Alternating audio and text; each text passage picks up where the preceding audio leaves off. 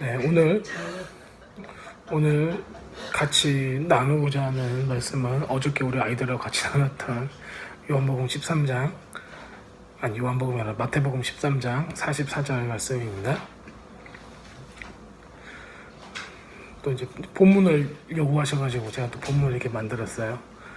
천국은 마치 밭에 감추인 포와 같으니 사람이 이를 발견한 후 숨겨두고 기뻐하며 돌아가서 자기 소유를 다 팔아 그 밭을 사느니라. 제가 이거를 이제 그 전통적인 입장에서의 해석하고 그 전통적인 입장에서의 그런 적용점들 이런 것들을 가지고 이렇게 그 지금 숙제를 하고 있어요. 12장짜리 이렇게 설교 페이퍼를 딱 만들고 있어요. 힘들어요. 그 쓰기가.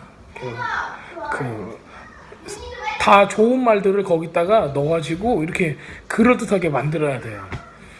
이제 그런 것들, 그러니까 이게 관점의 차이거든요. 그러니까는 설명을 할 때 완전히 다르거나 생뚱맞은 이런 그 해석은 없어요. 뭐든지. 근데 이제 그럴듯한 해석이죠, 다. 가능성이 있어 보이고 그 말이 맞는 거다고 이렇게 그런 얘기가 들어요. 근데 이제 그런 얘기를 이 해석이 맞아 라고 하려면은 뭐가 있어야냐면은 말씀을 전체적으로 봤을 때 부딪히는 구절이 있으면 안 돼요. 말씀은 전체적으로 봤는데 뭐가 부딪혀. 그러면은 이거에 대해서 사람들이 개운치 않아요. 예를 들어서 어저께 이 전통적인 입장에서의 그 해석은 이제 천국은 마치 밭에 감추인 보화 같으니 사람이 이를 발견한 후 숨겨두고 기뻐 돌아가서 자기 소유를 다 팔아 그 밭을 사느니라 딱 그랬어요. 근데 이거에 사람들이 어떤 점에서 굉장히 많이 문제를 제기를 하는가, 굉장히 불편해하는가는 예수님을 만나는 거, 천국을 소유하는 거, 우리가 구원을 받는 거는 지금 자기 소유를 다 팔아서 그걸 산다고 그러잖아요. 왜 은혜인데 내 소유를 팔아가지고 그걸 사냐? 왜냐면 로마서에 바울이 얘기한 거는 뭐예요? 구원은 은혜고 믿음으로 받는 거고 천국을 소유하는 거는 다 무엇이냐? 은혜다. 너네가 어떤 행위로도 돈을 주고도 못 사고 행위로도 못 사고 의롭다 함은 뭘로냐? 다 말씀을 믿음으로써 의롭다함을 얻는 거다. 말씀에 순종함으로써. 그런데 지금 여기서는 내 자기의 소유를 다 팔아서 그 밭을 샀느니라 그랬어요. 그렇기 때문에 굉장히 많은 사람들이 이게 아무리 은혜로운 해석이 있다 할지라도 거기에 대해서 굉장히 부딪히는 부분들이 생겨요. 이 비유는 굉장히 대중적이죠.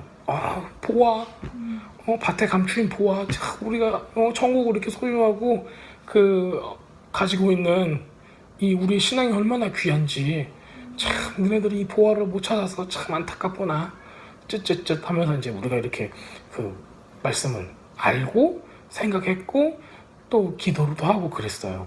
근데 우리 마음 가운데 있는 거는 우리가 천국이 마치 감추인 보화 같아서 우리가 이걸 잘 발견해서 너무 귀하게 기뻐하고 이렇게 우리 모든 것을 다 들여가면서도 천국을 소유하고자 하는 이런 마음 정도로 우리가 해석을 했는데, 그 중에 마지막 제가 방금 말씀드린 대로 근데 우리가 뭔가를 들여서 이거를 취할 수 있는 게 아닌데 그 보화가 묻어있는 그 밭을 내가 살 수 있는 게 아니라는 거가 전반적인 성경의 가치예요.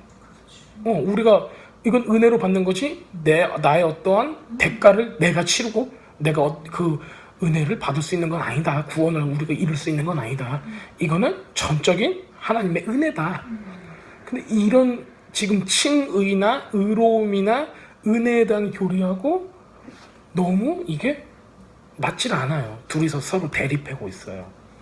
그렇기 때문에 우리는 굉장히 이 구절, 이 짧은 이 구절에서도 굉장히 여러 가지 생각을 해보게 돼요. 근데 많은 사람들은 그 생각을 안 하죠. 왜냐면은 그냥 여태까지 배워왔고 이렇게 해석을 해왔고 누가 의의를 제기하지도 않고, 그러면 이거 말고 다른 뾰족한 해석이 있을 수도 없고.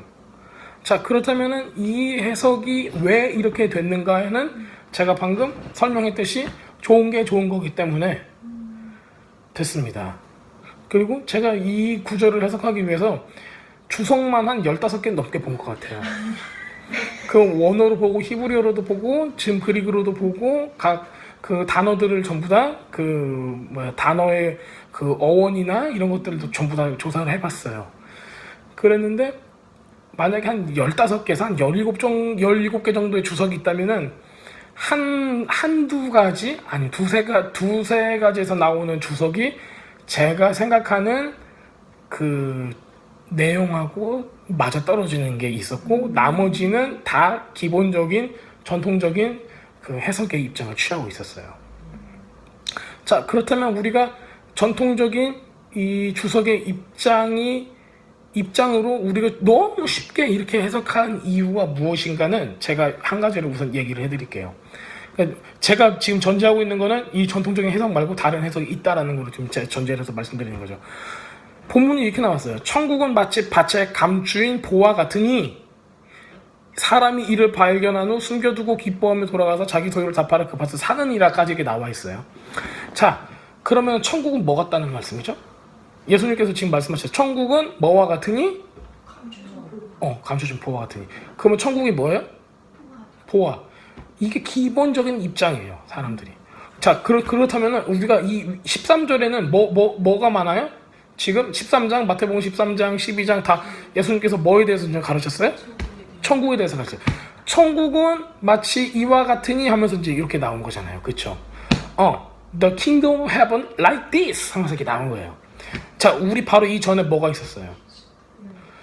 가라지와 그 씨 뿌리는 자의 비유도 있었고 가라지와 곡식의 비유도 있었고 그랬죠. 자, 그렇다면은 씨 뿌린 자의 비유를 제가 해볼게요. 씨 뿌리는 자의 비유에서도 예수님께서 천국을 드러내시려고 했죠. 그쵸? 예.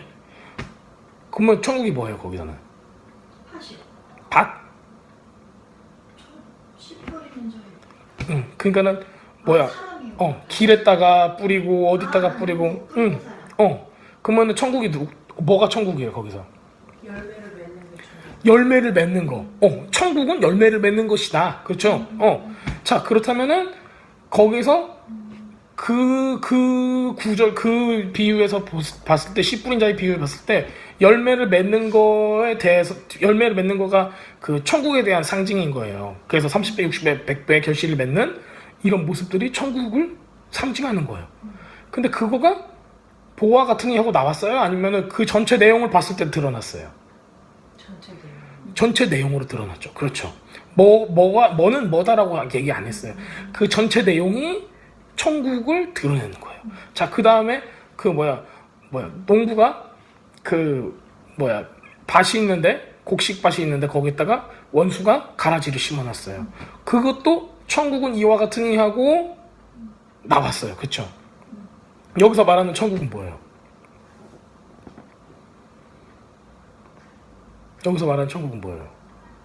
그것도 이렇게 열매를 맺히는 거. 열매에 가르쳐. 자, 여기서 말하는 천국은 그냥 제 생각이 아니라 그냥 말씀 나와 있는데 우리 그냥 보면 다 아시는 거예요. 하나님께서 가라지를 뽑는다고, 가라지 제가 말씀드렸죠. 뿌리가 가라지는 뿌리하고 곡식 뿌리하고 붙어버려요. 그래서 가라지를 뽑으면은 곡식도 같이 뽑혀나가서 죽게 되는 거예요. 그렇기 때문에 예수님께서는 뭐라고 말씀하세요? 그 농부는 냈더라. 추수날에 내가 가라지는 따로 뽑겠다. 왜냐면은 진짜 곡식이 다칠까 두려워서. 이게 뭐예요? 뭘 나타내요? 하나님의 사랑이죠. 참아주시는 거. 왜? 마지막에 열매를 맺었을 때 나는 가라지를 그때서야 뽑겠다. 지금 뽑으면은 내 새끼들이 다치니까. 지금 뽑아도 돼요. 왜? 지금 뽑는 이유는 뭐냐면 원수가 가라지를 던졌어. 그리고 사람들이 하나님을 조롱할 거야. 진짜 이 농부를 선한 주인을 조롱할 거야. 농사도 안 짓는다, 어쩌다 저쩌다 하면서 막. 지금 사람들이 보고 뭐라고 그래요? 하나님 보고. 하나님, 저기 악한 교회가 저렇게 썩었는데 가만히 놔둔다. 어쩐다 막 이런단 말이에요. 하나님은 참으시는 거예요. 왜? 마지막 추수 때까지 기다렸다가 진짜 하나님의 자녀들을 다치지 않게 하고 나머지를 뽑으려고 하는 거죠. 자, 그런 입장에서 보면은 천국은 뭐예요? 하나님의 사랑을 드러내는 거예요. 기다려주시고 참으시고 마지막 날에 심판하실 때 하나님의 자녀들을 하나님께서 보호하셔서 천국으로 이끄시는 그 모습들. 그러니까 이 전체 스토리가 뭘 의미해요? 천국을 의미하고 있는 거예요. 자, 그렇다면은 이 구절은 천국은 마치 감추인 보화 같으니 해버렸으니까 우리가 너무 쉽게 쏜살같이 천국은 보화구나로 보화다, 감추인 보화다 라고 그냥 결론을 이미 내려버리고 이 말씀 듣게 돼버렸어요. 여태까지. 근데 그렇게 되면은 우리한테는 이미 함정에 빠져버린 거야. 실질적으로 원문으로 봐도 그렇고 이거는 감추인 보화 같으니 라고 하면서 이야기를 시작한 거지 결론을 먼저 내린 게 아니라고요. 근데 99.9%는 전부 다 보화 같은 게 이미 보화로 그냥 천국은 이미 보화라고 결론 내려버리고 그 다음 해석을 해버려요, 사람들이. 전제하에 해석을 하고 전제. 그렇죠. 전제라고. 이게 전제라고 그래요. 밤주인 보화 같으니 천국은 보화니까 그 다음부터 생각을 해봅시다. 결론은 이미 났죠? 그럼 그 다음부터 해봅시다 라고 생각을 해요. 근데 우리가 여태까지 다른 비유들을 보면은 뭐는 뭐다라고 결론 내리질 않아요. 전체 스토리 가운데 하나님의 의도를, 하나님의 뜻을 깨닫고 그 사랑과 그 계획하심과 그 하나님의 섭리와 이런 것들을 보면서 예수님께서는 천국을 드러내려고 그러지, 천국은 믿음이다, 천국은 사랑이다, 천국은 뭐다 이렇게 말씀 안 해서요. 왜? 팔복을 보세요. 천국이 저희 것이며 할 때 8가지를 가지고 말씀하셨어요. 8가지 팔복. 그러면 천국을 한마디로 표현을 하신 거예요? 아닌 거예요? 안 한 거라고요. 천국을 소유하는 사람은 이러한 마음가짐을 가져야 합니다 라고 말씀을 하신 거예요. 그 천국은 우리가 천국은 파라다이스야, 모든 사람 속에 머릿속에 내가 생각하는 이 파라다이스의 생각은 뭐예요? 도박하는 사람은 빠찡코야. 가가지고 계속 카지노에서 놀아야지 천국이야. 언니들 끼면서 술 먹으면서 하는 거 자기 천국이야. 믿는 사람은 뭐가 천국이야? 맨날 하나님께 예배드리는 게 천국이야. 둘 사이의 천국은 이름이 다른 게 아니라 내용이 다른 거예요. 무슬림의 천국은 뭐예요? 자살폭탄 테러 해가지고 천국에 가면은 60명이야 70명이야 처녀들이 자기를 기다리고 있대. 기 빨아먹으려고. 그러고 기다리고 있대. 그게 천국이래. 그건 지네들 생각이지. 근데 하나님께서 말씀을 통해 우리에게 가르쳐주고자 하는 천국은 뭐냐? 이거를 우리가 전체적인 맥락에서 알아야지 제대로 이걸 알 수가 있습니다. 자, 우선 그러면은 우리의 고정관념을 싹 지워요. 그 다음에 천국은 마치 감추인 보화 같으니 여기서 끝내지 말고 사람이 이를 발견하고 숨겨두고 기뻐하며 돌아가서 자기의 소유를 다 팔아서 그 밭을 사느냐는 요 전체 이야기가 천국을 드러내고 있는 거예요. 보화로 끝나는 게 아니라 이 전체 이야기가 천국을 드러내고 있어요. 그렇다면 이 전체 이야기가 무엇을 뜻하는지 우리가 알아야 돼요. 만약에 이스라엘 백성이 그 예수님의 이 말을 듣고, 지금은 이제 예수님께서는 자기 제자들한테 이제 이 얘기를 하고 있었어요. 근데 사람들이 구약을 공부했고 예언서를 공부했고, 왜냐면 여태까지 하나님 나라는 어떻게 들어간다고 했어요? 토라, 모세 토라하고 그 다음에 예언서들을 통해서 들어간다. 왜? 이것들이 뭘 나타나요? 예수님을 드러내니까. 그렇기 때문에 이 사람들은 뭘 알고 있었다는 거예요? 지금까지 뭘 공부했어요? 토라하고 예언서들을 엄청나게 공부를 했었다는 거예요. 그러면은 이 내용, 방금 예수님께서 이 비유로 한 내용하고 굉장히 맞아떨어지는 토라와 예언서의 내용이 분명히 있을 것이다. 그래서 이 사람들이 딱 들었을 때 따로 물어보질 않아요. 예수님, 그러면은 밭은 뭐시고 숨겨주고 왜 기뻐했습니까? 왜 이렇게 됐죠? 이렇게 안 물어보고 이거 얘기를 듣고 하고 울었단 말이에요. 그 감격 때문에. 천국은 이거구나 하면서. 그렇다면 이 사람들은 이미 기본적으로 머릿속에 예수님께서 하신 말씀이 무언가다라고 알고 있을 만한 근거가 있다는 거예요. 자기들이 공부한 이 토라와 예언서 안에서. 자, 우리는 그것을 오늘 찾을 거예요. 자, 서론이 너무 길었죠. 서론이 길었지만은, 서론이 길면은 본문도 길어집니다. 그래, 본론도 길어집니다. 많이 작정을 하시고 따라와 보세요. 재밌는 시간이 될 거예요. 자, 기본적으로 이 구절 13장 44절 이 딱 한 구절 요거 있잖아요. 요거는 호세아서하고 평행을 이루고 있어요. 호세아 1장을 보시면 좋을 것 같아요. 자, 호세아라는 뜻은 뭐죠? 제가 지난번에 말씀드렸죠. 예슈아하고 똑같아요. 예슈아. 예수님하고 이름이 똑같은 거예요. 예호슈아, 예슈아, 호쉐아. 그 호쉐아 때 앞에다가 예자를 써보세요. 그러면 예호쉐아가 되죠. 그 야샤라는 말이 to save 하다라는 뜻이에요. 근데 그 야샤에서 아니 그 호쉐아에서 그 호쉐아라는 뜻은 그냥 salvation을 뜻해요. 그 다음에 예슈아는 savior를 뜻해요. 그렇기 때문에 예자 앞을 붙이면은 예호쉐아가 되는 거예요. 그렇기 때문에 결국에는 그 어원이 같은 동일한 그 의도와 동일한 뜻을 가진 단어가 된다는 거예요. 내가 구원자야, 구원이야 이렇게 부르는 거고 똑같은 거예요. 자, 이 호세아서 1장하고 평행을 이루고 있는데 저도 호세아서 1장을 좀 찾아보겠습니다. 호세아서 1장은 여기 보는 걸로 몇 페이지죠? 877. 좋아요. 877. 네, 그래서 제가 이제 그 전체적으로 설명을 해드릴게요. 호세아서 1장을 우리가 잘 알고 있다면 이스라엘 사람들한테는 이 구절이 의미가 다르게 들렸을 거예요. 우리가 알고 있는 그 의미하고. 이거는 마치 어떤 거냐면은 이 사람들이 마치 그 우리나라 사람들은 일제 침략기가 있었죠. 그 가운데 독립을 막 간절히 원했어요. 한국 사람들이.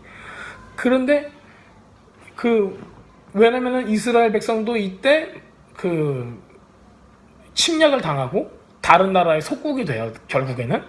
그렇기 때문에 이 사람들은 생각하고 있는 거죠. 아, 우리가 하나님께 죄를 범했기 때문에 이런 징계를 받고 있어. 우리는 고향을 잃어버렸어.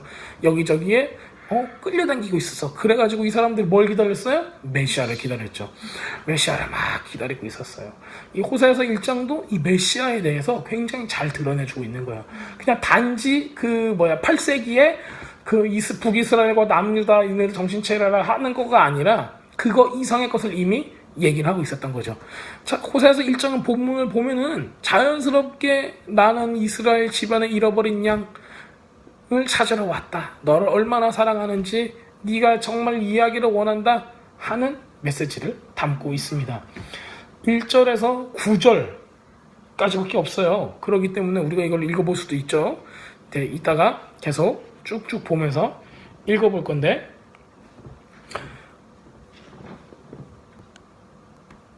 이거를 좀 이따 읽어볼게요. 이 1장의 중요한 부분들을 설명하면서 읽어볼게요.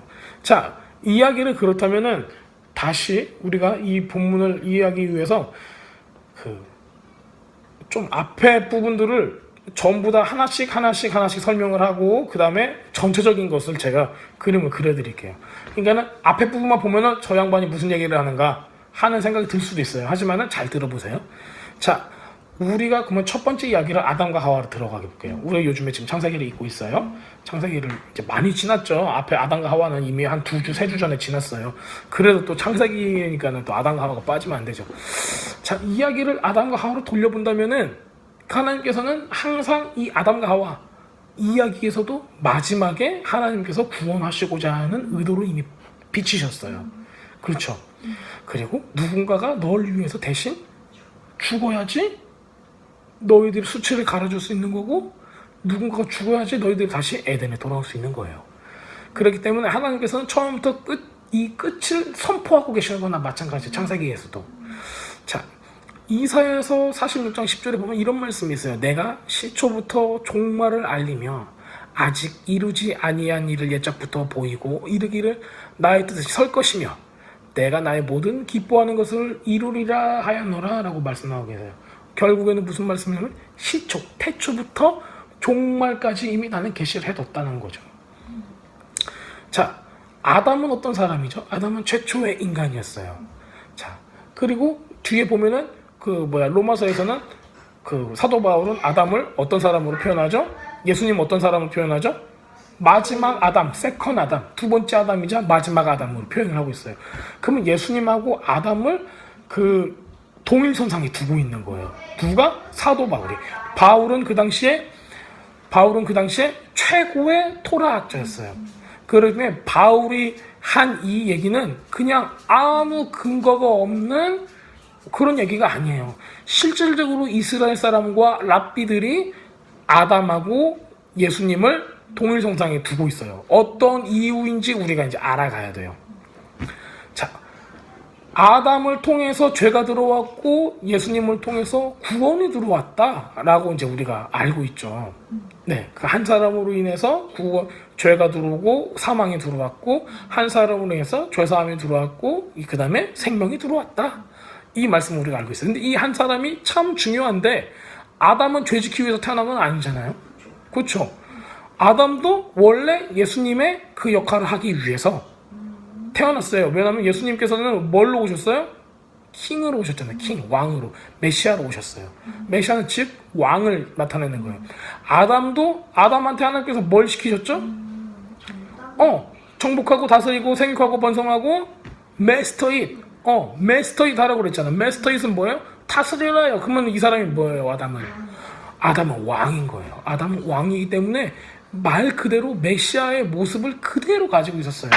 이미 근데 그 전에 고통받는 사람이 없었기 때문에 메시아라는 단어가 필요하지 않았어요. 그렇기 때문에 그냥 최초의 인간이었고 하나님께서 주신 이 세상을 잘 다스리는 존재였습니다.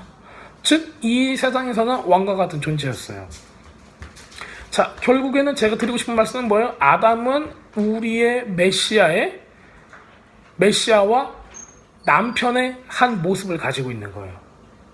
그렇죠. 네, 그렇죠. 남편의 모습, 메시아의 모습을 가지고 있습니다. 자, 이분은 누구예요? 이분? 하와? 아내죠, 아내. 자, 성경 전체로 보면은 아내는 누구를 뜻해요? 우리 바로 이스라엘 자손. 그때 당시 구약 시대에는 이스라엘 백성들 진짜 혈통적으로 이스라엘 백성을 했고 지금은 우리가 이미 예수님으로 인해서 우리가 거기에 어댑트가 됐죠. 그래가지고 우리도 진짜 믿는 사람, 모든 믿는 사람들이 그리스도의 신부가 즉 누가 되는 거예요? 아내의 유형을 가지고 있는 거예요.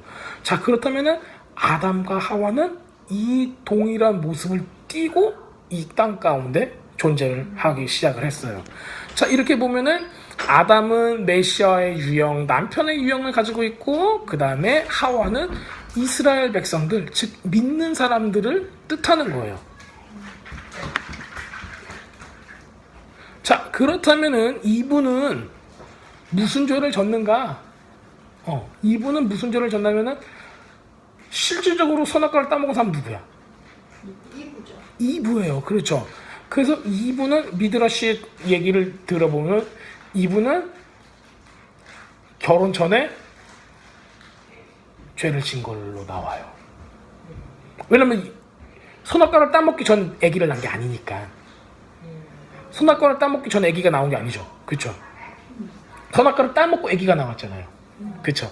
그래서 그 히브리 사람들은 그 공식적으로 이브가 결혼하기 전에 죄를 지은 걸로 생각을 하고 있어요.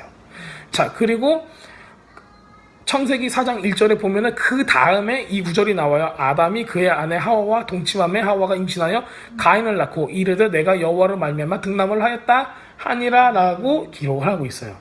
죄를 짓고 나서 아기가 나왔다는 걸 알 수가 있는 거예요.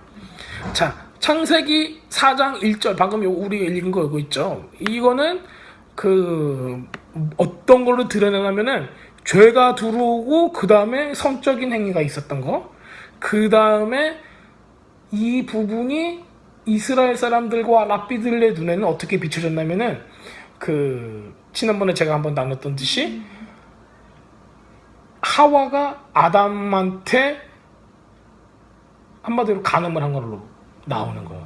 그러니까 뱀의 꼬임이 넘어온 것 자체가 간음이라는 거예요. 그래서 똑같이 하나님과 이스라엘 백성이 있었는데 이스라엘 백성이 우상 숭배를 해서 간음을 저질렀던 것처럼 성경에서 표현이 됐듯이 여기서도 하와가 선악과를 따먹음으로써 간음을 저지르는 걸로 이 사람들이 이해를 하고 있어요. 왜냐하면 이 사람들한테는 성경 전체가 다 하나로 보이기 때문에 그래요. 우리가 이 사건만 본다면은 만약에 그 통일교가 아니라 구원파 이런 데서 이제 이 미드라시 얘기를 이제 사람들이 듣고 가가지고 이거는 뱀하고 하와가 성적인 관계를 했기 때문에 가인이 나온 거다라고 얘기를 해요. 그리고 미드라시도 이 얘기를 지지하고 있어요. 이 사상을. 그런데 우리 개신교 입장에서는 이런 얘기를 하면은 굉장히 위험하고 왜냐면은 그게 어떤 성적인 관계로만 사람들이 생각을 하기 때문에 그래요.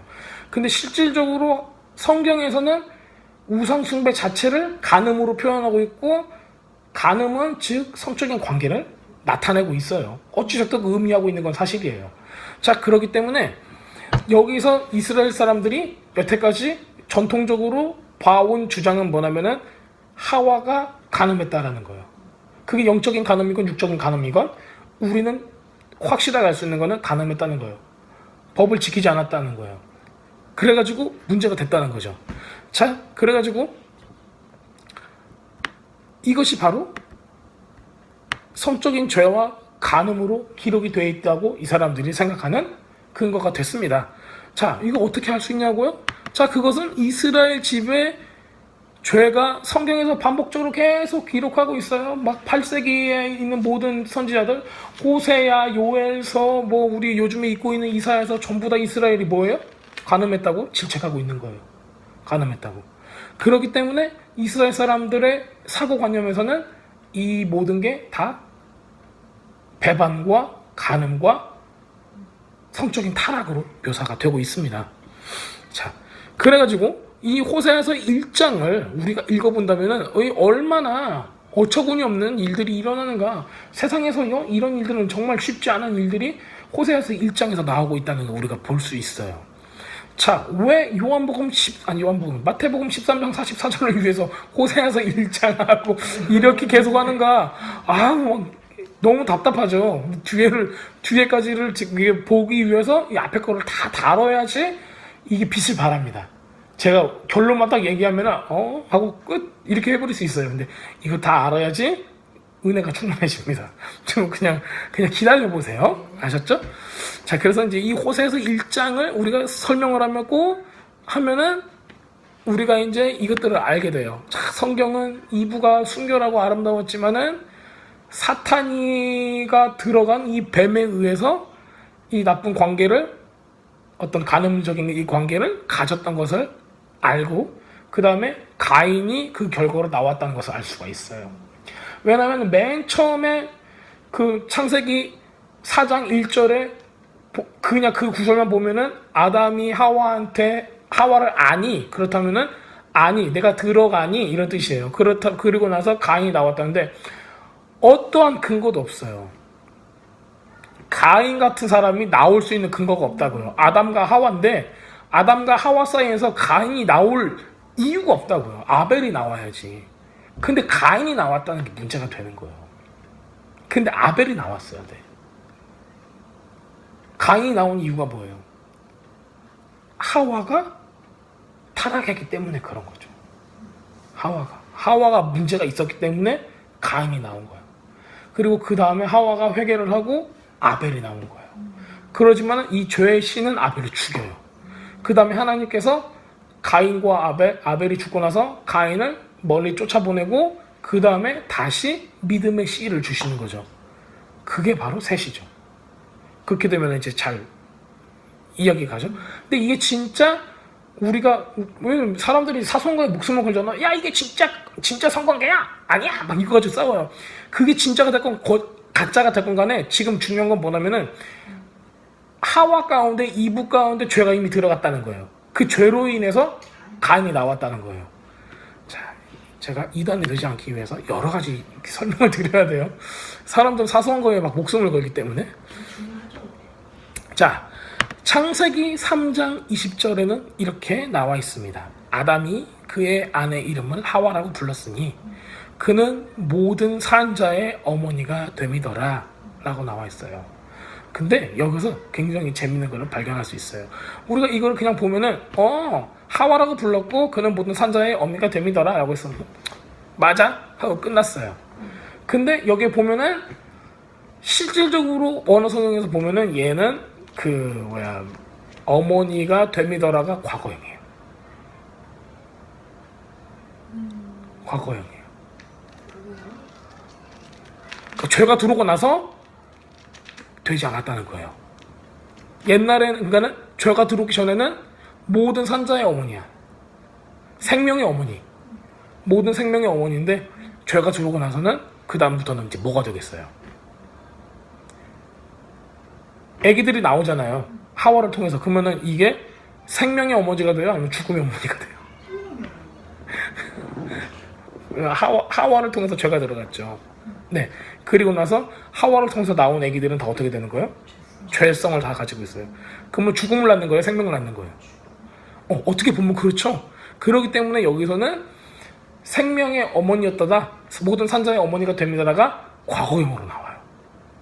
그래서 이제 이런 한 동사의 그 과거형이냐 현재형이냐 이런 거에 따라 미래형이냐 이런 거에 따라서 우리가 그 의미를 조금 더 깊게 생각해 볼 수 있는 여지가 되는 거예요. 네. 자, 그 다음에 그래서 어쨌든지 어떤 일이 일어나면 아담은 그녀하고 결혼을 했어요. 하와하고. 엄청 사랑했다는 거 알죠? 내 뼈 중에 뼈고 살 중에 상이라고 막 이러잖아요. 너무 사랑하죠. 자, 그러기 때문에 자, 그렇다면 우리가 다시 호세아서 1장으로 돌아가겠습니다. 호세아서 1장에 보면은 호세아는 누구하고 결혼하죠? 네, 고멜이라고 하는 고메르라는 여자하고 결혼합니다. 이 사람은 누구죠? 자, 음란한 여인이라고 나와 있어요. 그렇죠? 창녀를 뜻하죠. 우리 다 알고 있죠. 그렇죠? 자, 그리고 호세아는 이게 누구의 명령에 따라서 지금 결혼했어요? 하나님의 명령에 따라서 창녀인 아내 고멜을 맞이하게 되는 겁니다. 자, 호세아는 제가 아까 앞서 말씀드린 대로 어떤 이름하고 똑같다고 했죠? 예슈아. 그러면은 호세아는 뭘 나타내는 거예요? 메시아의 한 모습을 우리 아이들에게 보여주고 있는 거예요. 자, 메시아의 한 유형으로 보면 돼요. 자, 우리의 남편인 메시아 예슈아는 옛날에 모세 때 어떤 일이 있었냐면은 이집트의 태양신을 아직도 숭배하고 있는 이스라엘 자손을 데리고 나왔어요. 누구의 명령으로? 하나님의 명령으로 나왔어요. 그래가지고 신의 산까지 데리고 끌고 간 다음에 거기서 처음으로 그들하고 뭘 했어요? 결혼했어요. 그 다음에 그때 받았던 토라가 바로 결혼 서약이에요. 결혼 서약은 뭐예요? 이렇게 네가 마누라면은 내가 남편이면 이렇게 살아야 합니다 라는 언약을 얘기하는 거예요. 자, 그때 당시에 이 태양신 오리시스를 아직도 섬기고 있었던 이스라엘 백성들을 우리가 생각해 본다면은 꼭 창녀인 고멜하고 똑같다는 모습을 우리가 볼 수가 있어요. 그 공통점을 볼 수가 있어요. 하나님이 호세아를 통해서 결혼하게 했던 것처럼 하나님이 예슈아를 통해서 이스라엘 자손과 결혼하게 원했던 것처럼 똑같은 모습을 보게 됐어요. 그리고 태양신의 오리시스 사탄의 다른 이름인 거 우리가 다 알고 있죠. 님롯, 바알 이런 귀신들 다 사탄의 다른 이름이에요. 자, 결국에는 이게 우상 숭배로 우리가 알 수 있어요. 멋지게 얘기하면 우상 숭배고 조금 원색적으로 얘기하면 간음이고 이런 겁니다. 자, 이 우상 숭배고 간음이라고 하고 성경에서는 너무 확실하게 이걸 보러 매춘이라고 그래버려요. 네, 이거 우리가 입에 담고 싶지 않은 단어이긴 해요. 저도 왜 목사가 이런 얘기를 해야지? 근데 목사가 아니라 성경에서는 이미 그걸 다 얘기해요. 너무 적나라하게 얘기해요. 왜냐면은 그들의 죄가 훨씬 더해요. 이 단어를 쓴다는 거 이게 더럽다고 이게 부끄러운 거가 아니라 진짜 행위하고 있는 거가 부끄러운 거라고요. 돈하고 타협하고 자기 욕망하고 타협하고 이런 것들이 더 더러운 거지. 입에 하나님의 말씀에 창녀라는 단어가 나오는데 이게 너무 더러워 보여가지고 자기가 고상한 척하는 거는 아무 고상이 아니라고요. 자, 그런데 어쨌든 아들은 아버지 명령에 따라서 순종을 하고 창녀하고 결혼하고 그녀를 사랑하게 됩니다. 바로 그게 호세아서의 모습이에요. 자, 그런데 그럼에도 불구하고 그녀는 계속 죄를 지어요. 계속 타락하고 끊임없이 죄를 지어요. 그 결국에는 뭘 받아요? 이혼 증서를 받죠. 결국에는 이혼 증서를 받죠. 그쵸? 자, 다시 예레미야서 3장 8절을 읽어볼게요. 자, 내게 배역한 이스라엘이 간음을 행하였으므로 내가 그를 내쫓고 그에게서 이혼 증서를 주었으되 라고 나와 있어요. 자, 그의 반역한 자매 유다가 두려워하지 아니하고 자기도 가서 행음함을 내가 보았노라. 야, 말도 안 돼. 이렇게 얘기를 하고 있어요. 자, 결혼, 이혼 이런 게 나오죠. 여기서 지금 이혼 증서가 나오고 막 그래요. 자, 이곳에서 1장에 이 문제들을 잘 다뤄주고 있어요. 자, 이게 어떤 내용인가? 이제 우리가 이제 계속 보고 이제 이게 무슨 뜻인가 알기 원하는데요. 자, 그 기원전 BC 722년에 이스라엘 민족들이 하나님과 이렇게 이혼을 하게 되는 거예요. 그리고 나서 어떻게 돼요? 침략을 받고 유배 생활을 하게 되는 거죠. 그러니까는 그 땅을 잃고 이제 떠돌이가 되는 거예요. 끌려가는 거예요. 자, 이제 우리는 뭘 알아야 될까? 그 우리의 DNA가 뭔가를 좀 알아야 돼요. 우리가 어떤 사람인가에 대해서. 나는 누구의 후손인가? 이런 거에 대해서 좀 생각을 해야 돼요. 자, 영적으로 우리가 믿음의 후손인가? 아니면 약한 사람들의 후손인가? DNA가 여기서 이제 큰 열쇠가 되고 있습니다. 자, 아버지와 예수님만이 우리가 누구의 후손인지 알고 있어요. 그렇기 때문에 우리 모두는 영적으로, 성경적으로 우리의 누구의 후손인가를 계속해서 알아내야 돼요. 자, 이게 누구의 후손이다, 누구의 씨다 하는 거는 참 중요해요. 왜냐면은 믿음의 조상이 아브라함이고 우리를 다 그의 후손으로 불렀는데, 근데 모든 사람이 다 거기에 들어가요? 안 들어가요? 모든 사람이 다 구원받지는 않아요. 그렇기 때문에 우리가 도대체 우리의 DNA는 우리는 누구인가에 대해서 좀 생각해 볼 필요가 있다는 거예요. 자, 그래서 결국에는 이 DNA가, 이 믿음의 DNA가 있는 사람, 이거가 바로 키예요. 자, 이 말씀을 왜 드리는가를 제가 이제 말씀을 드릴 거예요. 자, 그것은 우리 하나님께서, 아버지께서 이스라엘 백성을 추방을 시켰어요. 추방을. 그렇죠? 나라를 잃어버렸기 때문에 전 세계로 다 흩었어요. 그리고 나서 이거를 무엇으로 비유를 하시냐면은 세상에 씨를 흩어 뿌렸다라고 성경에서 얘기를 하고 있어요. 그래서 지금 유다 백성들은 나중에 이스라엘의 이방 세계에 뿌려진 씨가 돼버리는 거예요. 그리고 이제 어떻게 나와 있냐면은 내가 유다 백성들을 이방에다 뿌렸으니 이방이 그들을 삼켜버렸다. 우리는 어떻게 얘기하냐면은 이방이 그들을 다 전면시켜버리고 소멸시켜버리고 다 죽였다, 이 정도로 볼 수 있어요. 그런데 어떻게 또 다르게 해석하면은 이 씨들을 세상에다 뿌렸다라고 해석할 수도 있어요. 자, 이게 본질적으로 그 호세아 책에서 이제 이런 문제들을 다루고 있어요. 에레미야서 31장 27절에는 이런 말씀이 나왔어요. 보라, 여호와의 말씀이잖아. 보라, 내가 내 사람의 씨와 짐승의 씨를 이스라엘 집과 유다 집에 뿌릴 날이 이르리니. 이거 지난번에 한번 같이 보신 적이 있었던 것 같아요. 이 뒷절 보니까 옛날에 한번 같이 우리가 읽었던 구절이에요. 여기서 보면은 사람의 씨하고 짐승의 씨를 이스라엘 집과 유다의 집에 뿌릴 날이 이르리니, 그게 나와 있어요. 사람의 씨하고 짐승의 씨. 뭐 굉장히 의미심장하죠? 하나님께서 이 씨를 뿌린다는 거예요. 자, 호세아와 고멜의 첫 아이인 첫 아들은 하나님의 명령에 따라서 그 이름을 이스라엘이라고 불렀어요. 그렇죠. 호세아서 1장 4절에 보면은 그 아이의 이름을 이스라엘이라고 불러라, 이렇게 나와 있어요. 그렇죠. 이는 조금 있으면은 내가 이스라엘의 피 흘림에 대하여 예후의 집을 벌하여서 이스라엘 집의 왕국을 없앨 것이기 때문이다.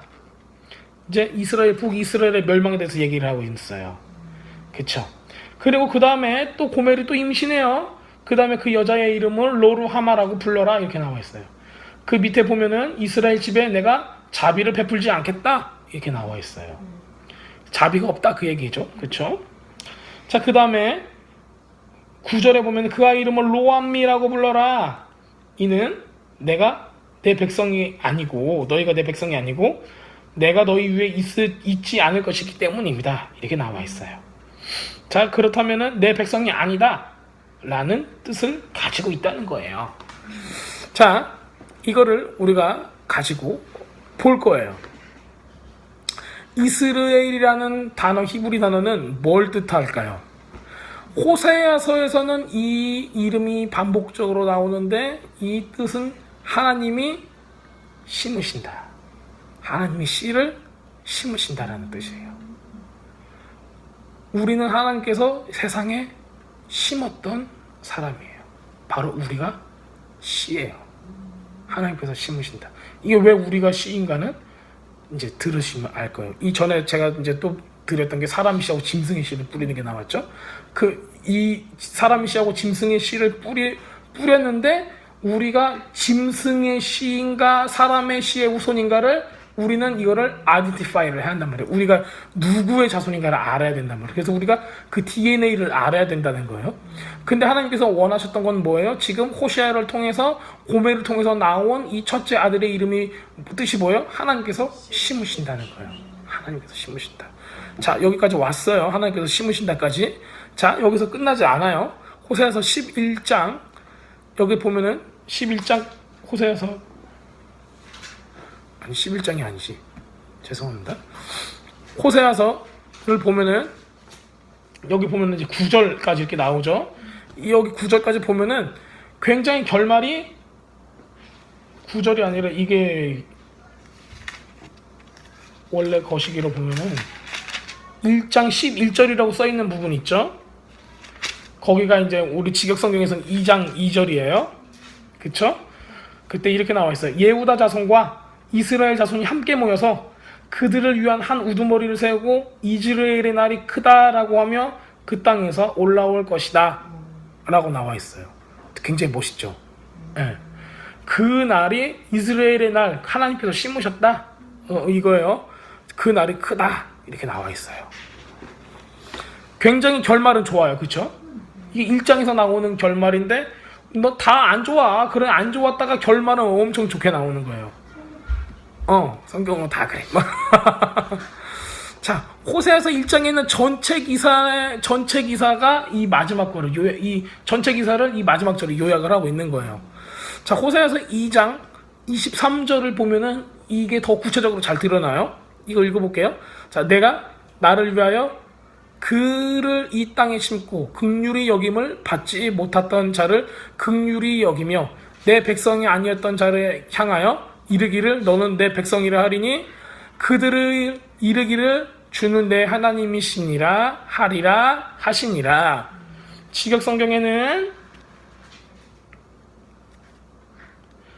내가 그 땅에 나를 위하여 씨를 뿌려서 이렇게 나와 있죠. 예, 이게 나를 위하여 씨를 뿌려서 이게 이름이 뭐예요? 이스라엘이에요. 이스라엘이 뜻이에요. 지금 첫째 애기 이름 나왔죠? 자, 그 다음에 보면은 내가 로루하미에게 자비를 베풀 것이다. 이게 지금 어떻게 했냐면은 긍휼히 여김을 받지 못했던 자를 긍휼히 여기며 라고 나와 있어요. 그냥 여기서 보면은 지금 직역성경은 내가 로루하미에게 라고 나와 있죠. 근데 원래 개역개정에서 어떻게 나와 있어요? 긍휼히 여김을 받지 못했던 자한테 긍휼히 여기며. 지금 둘째 애기 이름 나왔어요. 그리고 내가 로암미에게 암미아타라고 말하며 라고 써 있어요. 직역성경에는 그 뜻이 여기서는 어떻게 이거 구절에서 어떻게 되면 내 백성이 아닌 자 로암미 로암미 not my people이에요. 내 백성이 아닌 자에게 이르기를 너는 내 백성이다 이렇게 써요. 암미야타 너는 나의 백성이다 라고 내가 말할 것이니 주는 내 하나님이시라 하시니라. 그는 내 하나님이라고 말할 것이다 라고 하는 거예요. 지금 새 아이의 이름이 다 나와 있어요. 예. 새 아이의 이름이 지금 2장에 가서 이게 왜 하나님께서 이 새 아이를 낳게 하셨고 새 아이마다 무엇을 뜻하는지가 나와 있어요. 첫 번째는 하나님께서 뭘 했어요? 씨를 심으셨고 그 다음에는 뭐 했어요? 멀씨가 없어요. 멀씨 없는 사람. 지금 멀씨 없는 사람이 뭐예요? 안 믿는 사람. 지금 거룩하지 못해가지고 지금 징계를 받아야 하는 부분들이에요. 그리고 나서 이 징계가 끝나면은 다시 뭐라고 불러요? 너는 내 백성이다. 지금 긍휼히 여김을 받지 못하는 사람한테 긍휼히 여길 것이고 그 다음에 로 암미 내 백성이 아니야 했던 사람한테 다시 너는 내 백성이라 하실 거래요. 그래서 이 새 이름을 주신 거예요. 세 가지의 이름을. 자, 이건 역사적으로 다 이스라엘 사람들이 체험을 했던 내용이죠. 다. 이스라엘의 역사는 곧 우리의 역사가 돼요. 왜냐하면 믿음 안에서는 우리의 역사니까. 혈통적으로는 우리의 역사가 아니지만. 자, 우리가 이런 일들을 겪었다는 거를 우리가 믿음의 조상들, 그러니까 옛날에 이스라엘 사람들이 추방을 당했어요. 한마디로 그 전쟁이 다 져가지고 온 나라로 바벨론으로 끌려가고 포로가 돼서 다 끌려가요. 그게 2700년 전이에요. 그때 이 사람들이 뭘 느꼈을까요? 자비가 없구나. 그렇죠. 끌려가니 다 죽고 예루살렘은 막 무너지고 다 자비가 없구나. 이름이 딱 나오죠. 자비가 없음. 롤로아마라는 이름이 딱 이제 생각이 나는 거죠. 그리고 이 사람들이 이제는 야훼의 백성들이라고 불려요. 하나님의 자녀들이라고 불리는 지금 이 사람들. 근데 이방인들 가운데 있으면서도 내 백성이 아니다. 하나님께서는. 왜냐면은 지금 죄 때문에 버림을 받아서 내 백성이 아니야. 그러니까 이 사람들이 이방 가운데 살면서 어떤 생각이, 우리가 누구인가? 내가 진짜 하나님의 백성인가? 우리나라가 하나님의 언약을 잡았던 그 족속인가? 뭐 회개하는 사람도 있고 아니면 하나님을 오히려 비판하고 비방하고 죽는 사람도 있을 거예요. 그래서 우리가 도대체 누구한테 속한 사람인가? 하나님께 속한 사람인가? 아니면은 말 그대로 바알 자기가 섬겼던 아세라 이런 귀신들에 속했던 사람인가를 죽기 전까지도 모르고 죽은 사람이 얼마나 많겠냐고요. 옛날에 계속 그래 왔으니까.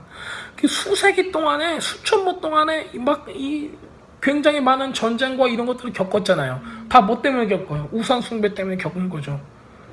그 사람들이 다른 민족들은 우상 숭배한다고 겪어야 안 겪어요. 그런 거 안 겪어요. 왜? 하나님하고 관계가 없으니까. 하나님의 신부가 아니니까. 하나님의 신부는 겪는단 말이에요.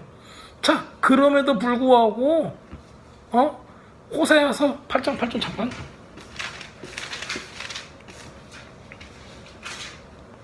이스라엘의 호세아서 8장 8절에 이스라엘이 삼켜져서 이제 그들은 이방 나라 가운데서 기쁨이 없는 그릇처럼 되어버렸다 라고 나와 있어요. 다 끌려가가지고 너무 힘든 상황에 있는 거죠. 자, 이것이 이스라엘 백성들의 이야기예요.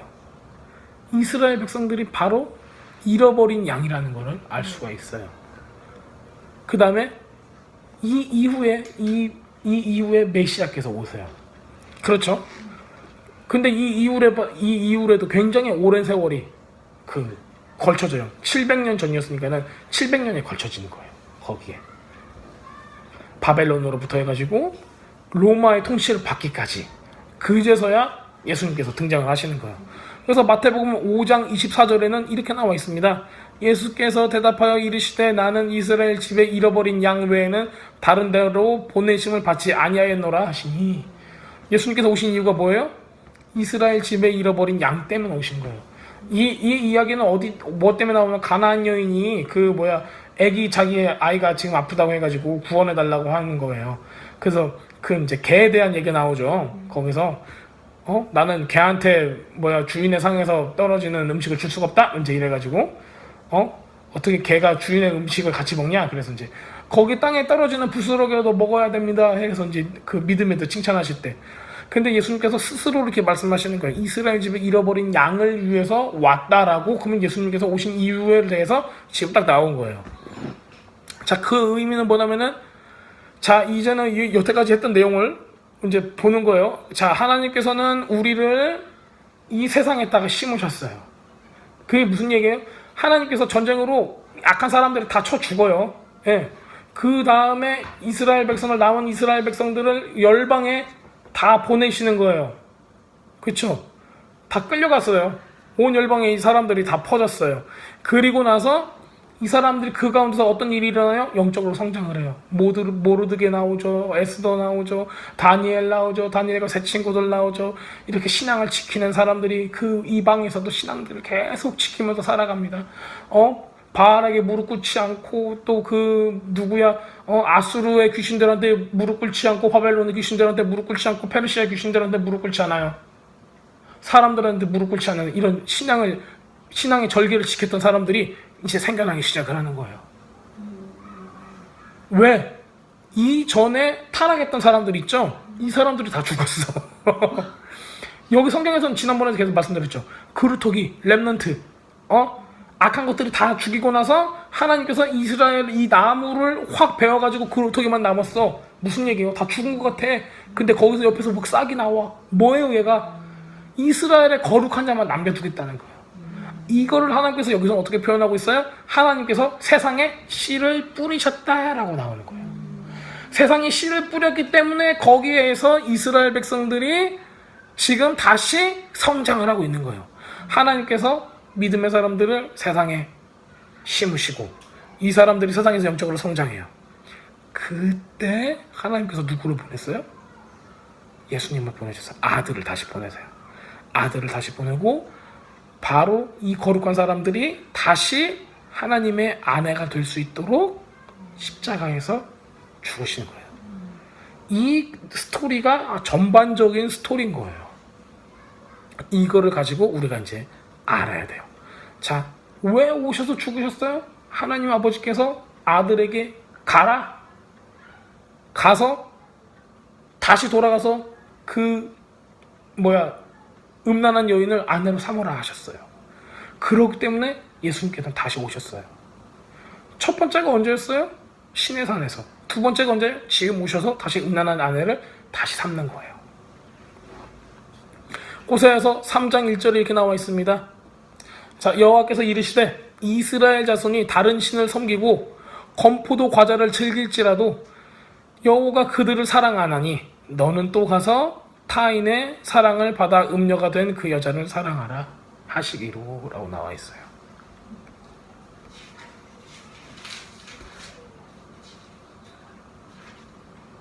이게 실질적인 하나님의 모습인 거죠. 자, 이제 다시 본문으로 돌아가겠습니다.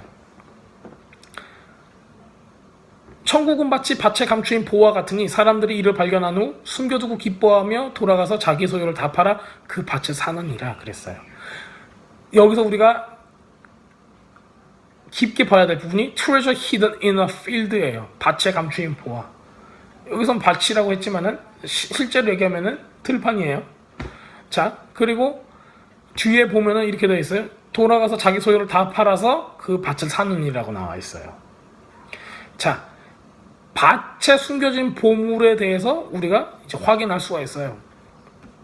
보물은 누구예요? 보물은 뭐예요? 바로 믿음의 사람들이에요. 우리예요. 우리. 믿음의 사람들이에요. 보물이. 바로 잃어버린 양이에요. 하나님의 잃어버린 양. 누가 찾았어요? 잃어버린 양? 예수님이 오셔서 찾았죠. 우리 누가 찾았어요? 내가 찾았어요? 천국 누가 찾았어요? 예수님이 찾았죠. 그래서 우리들이 바로 잃어버린 양이에요. 그 다음에 우리들이 바로 예수님께서 찾았어요. 자, 들판에 숨겨져 있어요. 들판이 뭐예요? 어저께 말씀드렸죠. 들판은 뭐야? 세상이다. 즉 온 땅을 말하고 있어요.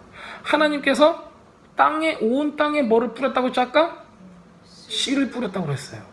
씨를 뿌렸어요. 그들이 열매를 이제 맺어요. 그게 바로 누구예요? 우리들이에요.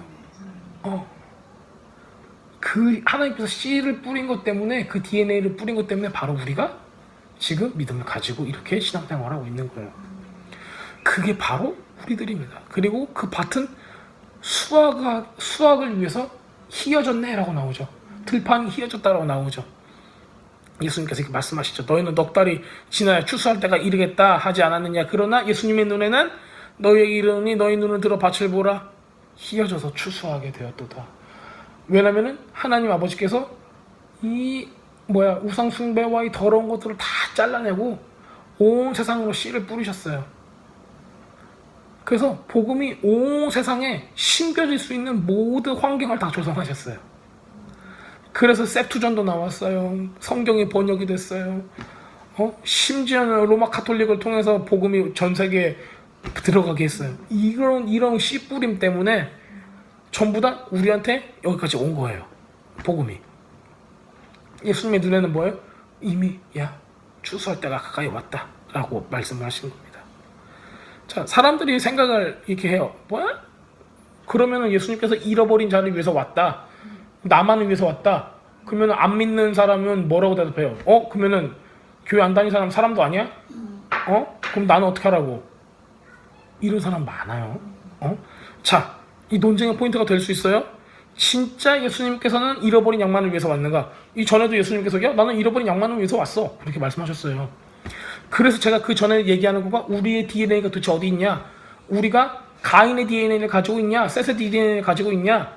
하와의 DNA를 가지고 있냐? 아담의 DNA를 가지고 있냐? 이걸 잘 알아야 된단 말이에요. 우리가 믿음의 씨앗이냐? 아니면은 우상 숭배의 씨앗이냐? 알아야 된단 말이에요. 하나님께서는 씨를 뿌린다고요. 씨를 뿌리고 그것이 자라날 때까지 기다리세요. 자, 하나님께서 씨를 뿌렸어요. 어디다 뿌렸어요? 땅에다 뿌렸단 말이에요. 보화는 땅 속에 있는 보화예요. 그러면은 누가 찾아요? 농부가 찾는 거예요. 근데 그뭐 들판에서 보화를 찾는다는 건 뭘 뜻해요, 이 사람이? 우리를 찾는 걸 뜻하는 거예요. 즉 추수할 곡식들인 거예요. 자, 근데 왜 여기서의 논쟁거지는 뭐냐면은 왜 믿는 사람, 선택받은 사람, 이 감추인 보화, 이 사람이 잃어버린 양만을 찾기 위해서 왔냐는 거예요. 예수님께서 모든 사람을 위해 오신 거 아니에요? 왜냐면 요한복음 3장 11절에 뭐라고 나와 있어요? 하나님이 세상을 이처럼 사랑하사 독생자를 주셨으니 이는 믿는 자마다 멸망하지 않고 영생을 얻게 하려 하십니다. 그렇게 나와 있어요. 그래서 사람들은 이 구절을 가지고 그 복음을 전하죠. 그렇죠? 이 복음을 가지고 이 성경 구절을 복음을 전할 때마다 사람들한테 모든 사람을 위해서 예수님께서 죽으셨습니다 라고 사람들이 다 얘기를 하죠. 그래 안 그래요? 믿는 사람과 안 믿는 사람은 얘기를 하잖아요. 예수님께서는 자매님을 위해서 죽으셨습니다. 요한복음 3장 16절에 하나님께서 세상을 이처럼 사랑하사 독생자를 주셨으니 이는 저를 믿는 자마다 구원을 얻고 영생을 얻게 하려 하십니다 하셨습니다. 자, 예수 믿고 구원 받으세요 하시잖아요. 근데 여기서 보면은 자세히 보세요. 그러면은 뭐라고 나왔어요? Whoever believe라고 나와 있어요. 믿는 자마다 멸망치 않고 영생을 주겠다는 거예요. 믿는 자마다. 결국 누구를 위해서 왔어요? 믿는 자마다예요. 믿는 자를 위해 오셨다는 거예요. 즉 잃어버린 자, 이스라엘의 잃어버린 자. 자, 믿음의 사람, 믿음의 씨앗인데 아직 돌아오지 못한 사람을 위해서 예수님께서 왔다는 거예요. 자, 이게 성경이 바로 말하는 거죠. 자, 우리에서 이제 이 구절을 정확하게 이야기해서 성경 전체를 이해해야 돼요. 들판에 숨어있는 보물, 이거는 이제 이런 부분들을 이해할 수 있게 해주는 거죠. 자, 예수님은 어린 양처럼 죽으셨어요. 그 다음에 죽으시고 믿는 모든 사람들을 위해서, 믿는 사람들을 위해서 모든 죄를 버리고 이게 살 수 있게 부활의 몸으로 삶을 살 수 있도록 부활의 능력을 보여주셨어요. 그 다음에 이거는 말 그대로 예수를 믿는 사람들마다 누구든지 이 하나님의 축복을 누릴 수가 있게 돼요. 왜 그러냐면은 예수님께서는 하나님의 보물, 즉 새로운 잃어버린 아내, 지금 호사에서 나오죠. 아내가 도망갔어. 그 잃어버린 아내를 다시 찾기 위해서 했던 거예요. 그래서 그가 가진 모든 것을 팔아서 온 세상을 다시 사는 거예요. 예수님이 가진 게 뭐예요? 모든 것. 예수님의 생명. 그 예수님이 가진 모든 것을 다 팔아요. 너무 기쁘게 다 팔아서 보화를 발견해서 믿는 사람을 발견했단 말이야. 발견하고 기뻐가지고 얘가 어디 도망 못 가게 시작된 다음에 다시 가가지고 내 모든 거를 팔아서 뭘 샀어요? 그 밭을 사버렸어요. 그 밭을 산 이유는 뭐예요? 그거 하나만 산 게 아니라 그 밭 전체를 사. 온 세상을 다 사신 거예요. 온 세상을 사면은 그 안에 있는 모든 알곡들 있죠. 가라지 말고 진짜 알곡 이거를 하나님께서 다 살 수 있는 거야. 다 차지할 수 있는 거야. 이게 그럼 가라지와 쭉정이 비유하고도 굉장히 연관이 돼 있어요. 그렇죠. 그래서 예수님께서는 이미 이전에 가라지와 쭉정이 비유를 하셨어요. 그 38절 이때부터 해가지고 그럴 때면 이게 이어지고 있는 거예요. 그래서 이게 계속 이어지는 그 서로가 서로를 확증해주는 구절들인 거예요.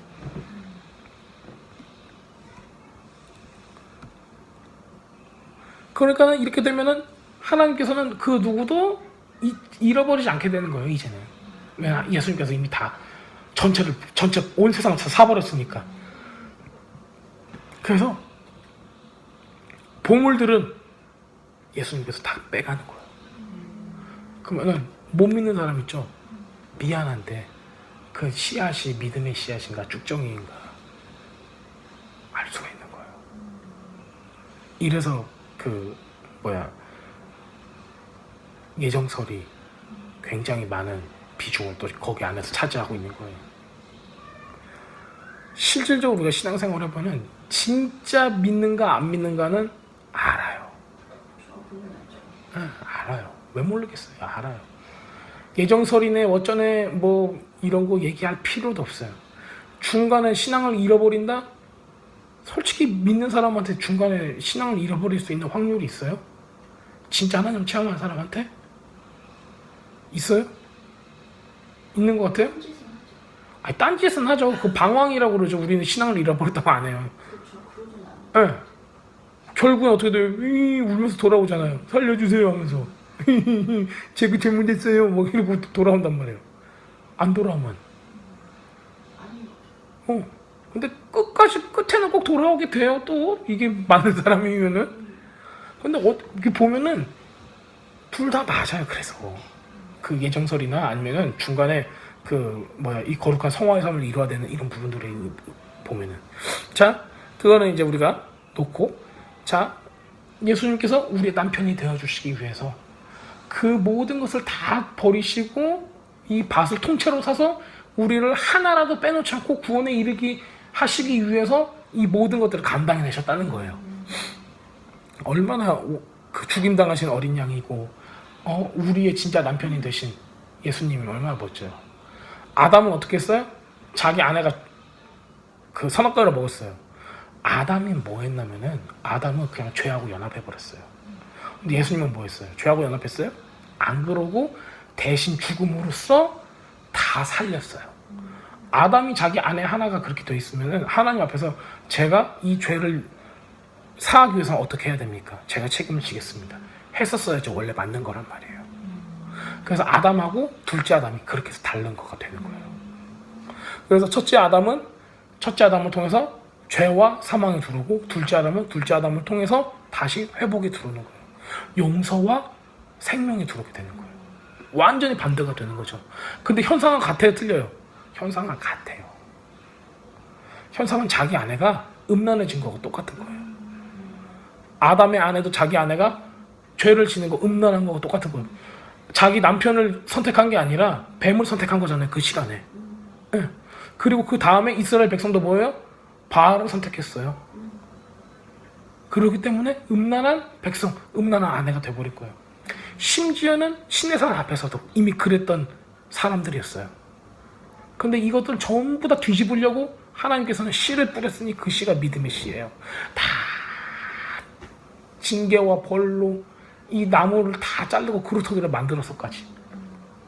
자, 계속 그러면은 가겠습니다.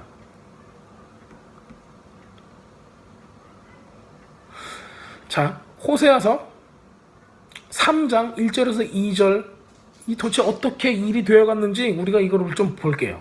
자, 여호와께서 이르시되 이스라엘 자손이 다른 신을 섬기고 건포도 과자를 즐길지라도 여호와가 그들을 사랑하나니 너희는 가서 타인의 사랑을 받아 음녀가 된 그 여자를 사랑하라 하시기로 내가 은 15개와 보리 한 호멜을 반으로 나를 위하여 그를 사고 라고 나와 있어요. 자, 호세아는 은하고 보리빵 이걸 가지고 호멜을 다시 사요.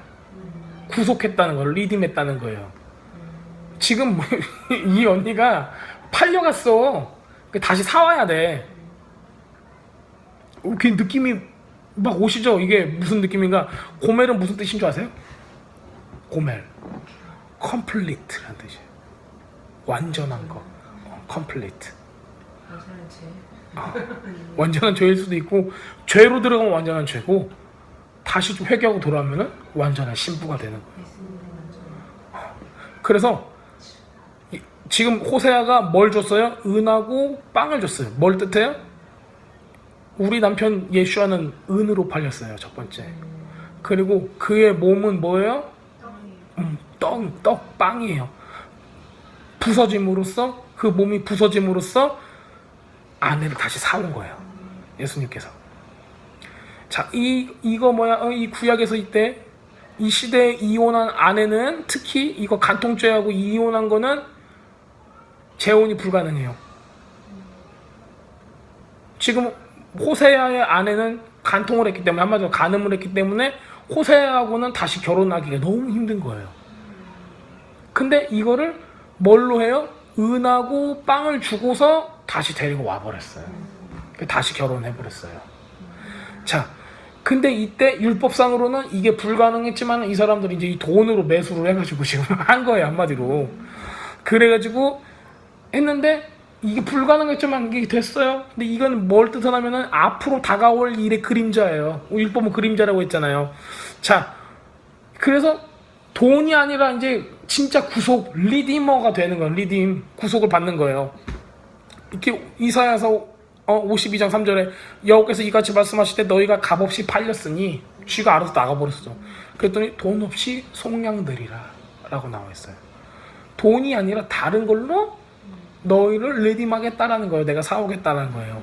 근데 호세아 때는 호세아가 그렇게 못하니까는 여기까지만 이렇게 한 거예요. 은하고 자기 몸을 부서뜨리는 그 떡을 상징하는 걸로 나오는 거예요. 그 예수님도 은으로 팔리고 예수님의 몸을 죽음으로써 예수님의 생명을 줌으로써 이렇게 신부로 다시 사오는 걸로. 자, 우리는 예수님의 생명으로 구속함을 받은 거가 되는 거예요. 자, 아담은 자기 아내 이브하고 같이 죄 가운데 앞에 죽어버렸어요. 죽음 가운데 임했어요. 근데 우리 남편은 예수와는 메시아는 합법적으로 우리와 다시 결혼하게 돼요. 자, 어떻게 하면 합법적으로 할 수 있는가? 자, 성경에서 보면은 하나님께서 이 우리한테 율법을 주고 이 율법들을 이루시는 거 보면은 아주 소름 끼치죠. 얼마나 잘 됐는지 우리가 볼 수가 있어요. 자, 남편이 사망하면은 배우자가 사망하면은 다른 배우자는 율법에 따라서 다시 결혼할 수가 있어요. 자, 그래서 예수님께서 죽으신 거예요. 이해가 오세요? 자, 놓쳤어요. 지금 무슨 내용인지 잘 모를 수도 있어요. 왜 그러냐면은 이 율법에 있잖아요. 율법에 따르면은 남편은 가는 문제여야지 배우자하고 이혼할 수가 있어요. 구약에서는 간음은 무조건 이혼이야. 이혼 사유가 돼. 자, 그런데 우리 조상들, 우리 믿음의 조상들은 지금 이혼 증서를 받았잖아요. 그렇죠? 그리고 나서 추방당했어. 그리고 나서 이혼한 아내는 어떻게 하면은 다시 결혼할 수 있어요? 이렇게 이혼당한 아내가 이혼당한 배우자가 어떻게 다시 결혼할 수 있어요? 남편이 죽어야 돼요. 그게 어디서 나오냐면은 로마서 7장에 이렇게 나와 있어요. 남편 있는 여인이 남편 생전에는 그 법에 그에게 매인바되니 만일 그 남편이 죽으면 남편의 법에서 벗어나느니라. 그래서 그 얘기가 그러므로 만일 그 남편 생전에 다른 남자에게 가면 음녀라. 자, 만일 남편이 죽으면 그 법에서 자유롭게 되니라. 다른 남자에게 갈지라도 음녀가 되지 아니하느니라 그랬어요. 대단하죠. 너무하죠. 대박이다. 하나님께서 하나님의 법을 다 이루시는 거예요. 자, 그렇기 때문에 예수님께서는 죽으신 거예요. 왜냐하면 예수님이 죽어야지 우리가 먼저, 그러니까 자유해지니까. 그러니까 아내가 간음을 해가지고 이혼을 당했어. 근데 이 아내는 이미 그냥 음란하기 때문에 다른 데 가서 다 막 했던 이 여자예요.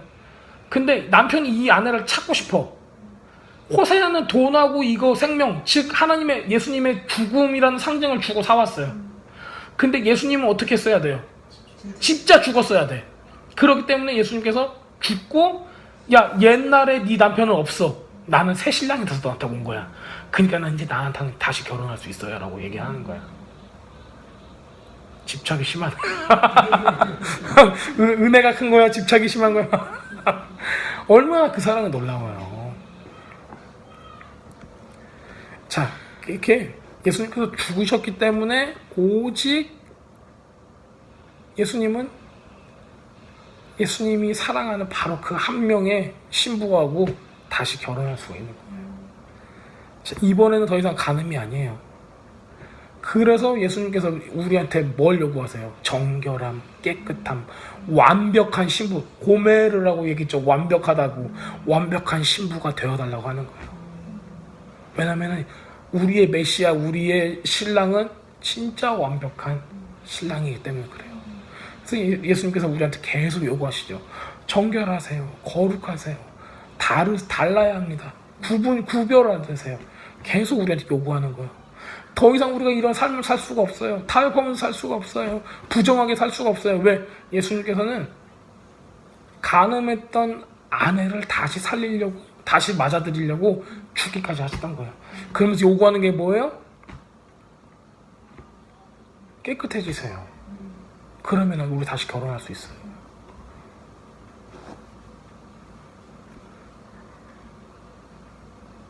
하나님이 세상을 이처럼 사랑하사 그의 아들을 보내서 그의 신부를 위해 죽으시고 온 세상을 다 사셨으니 이제는 마태복음 13장 44절처럼